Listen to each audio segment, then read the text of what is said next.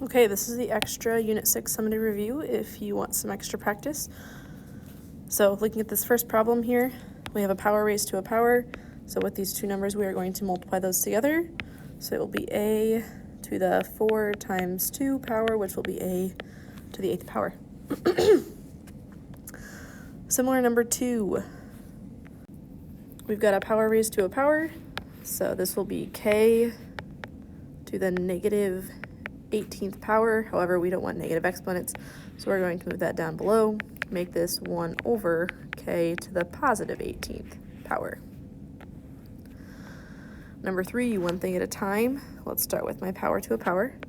I've got negative 2 raised to the 2nd power, which would be t to the negative 14th power, and we have t to the 14th power in front. And when I multiply things with the same base, we are going to add our exponents. So t to the 14 plus a negative 14 would equal t to the 0 power. So this answer is not 0, it is actually 1. Number 4, we've got another power to a power. So 8 raised to the 0 power, so that would be y to the 0 power times y to the 10th power. And y to the 0 power is 1, so your final answer would be y to the 10th power. Number 5, we're going to take and simplify 16 divided by 2 first. 16 divided by 2 will give me positive 8. And then I've got my exponents, so x to the 8th divided by x to the 3rd power.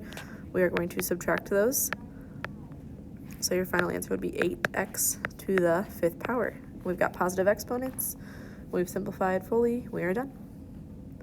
Number 6, when we are dividing things with the same base, we are going to subtract those exponents. So you get n to the 6 minus 2 power, which is n to the 4th power. Number 7, we have parentheses 3x divided by 2 to the 4th power.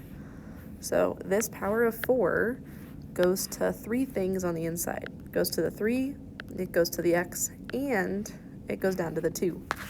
So this becomes 3 to the 4th power, x to the 4th power, divided by 2 to the 4th power. So 3 to the 4th power, that's going to give me 3 times 3 times 3 times 3, which is 81. X to the 4th, all divided by 16. And we can't simplify that fraction, so this would be your final answer.